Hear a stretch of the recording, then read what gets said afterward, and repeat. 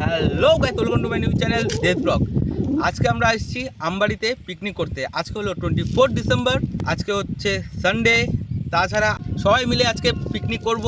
আর সারা দিন ধরে কি কি করি, কোথা থেকে এসছি, কোথায় যাচ্ছি, কি কি হচ্ছে, সব কিছু দেখাবো আজকে তোমাদেরকে। থাকো আমার সাথে। আর অবশ্যই চ্যানেলটিকে লাইক, কমেন্ট অ্যান্ড সাবস্ক্রাইব অবশ্যই করবে। আজকের ব্লগটি শুরু করা যাক।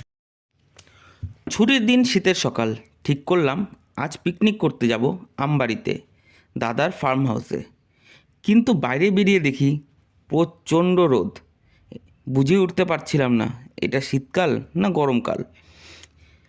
যাই হোক, ঠিক তো করেছিলাম আজ পিকনিক করতে যাব, তাই গাড়ি নিয়ে বেরিয়ে পড়লাম। মহানন্দা ব্রিজ পার করার পর জামে আটকে অবশেষে পৌঁছালাম নৌকাঘাটে।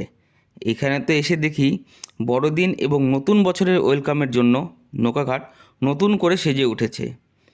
নৌকাঘাটের সুন্দর ডেকোরেশন দেখার পর ফুলবাড়ি পার করে গজলডোবার রাস্তা ধরে আবার চলে গেলাম আমবাড়ির উদ্দেশ্যে।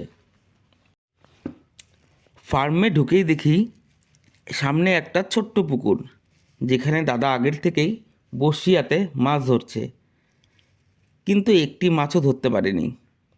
মাছ ধরা দেখে চলে গেলাম পোলট্রি ফার্মে।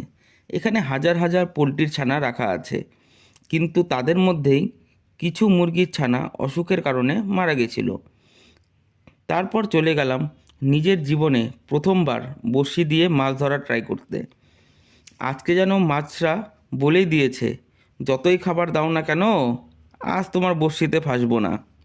শেষে আর কি, মাছ আর না ধরতে পেরে চলে গেলাম রান্নার ওখানে গিয়ে দেখি দাদা সুন্দর করে মাংস রান্না করছে। একটু ভিডিও করার জন্য আমিও খুন্তিটা নেড়েই দিলাম, কিন্তু দাদা মাংসটি যা রান্না করেছিল এখনও টেস্টি মুখে লেগে আছে। যদিও দুপুর একটা সময় আমরা টিফিন করেছিলাম, তাও খিদেটা আর একটু বাড়ানোর জন্য একটু ব্যাডমিন্টন খেলে নিলাম। সারাদিনের অপেক্ষার পর ফাইনালি লাঞ্চের টাইম চলে আসলো। লাঞ্চ করতে গেলাম সন্ধে 6টায়। পিকনিকের শেষে এবার বাড়ি যাওয়ার পালা। এখন যেন মনে হচ্ছে এটাই হয়তো শীতকাল। যাই হোক, এই ব্লগটি এখানেই শেষ করছি।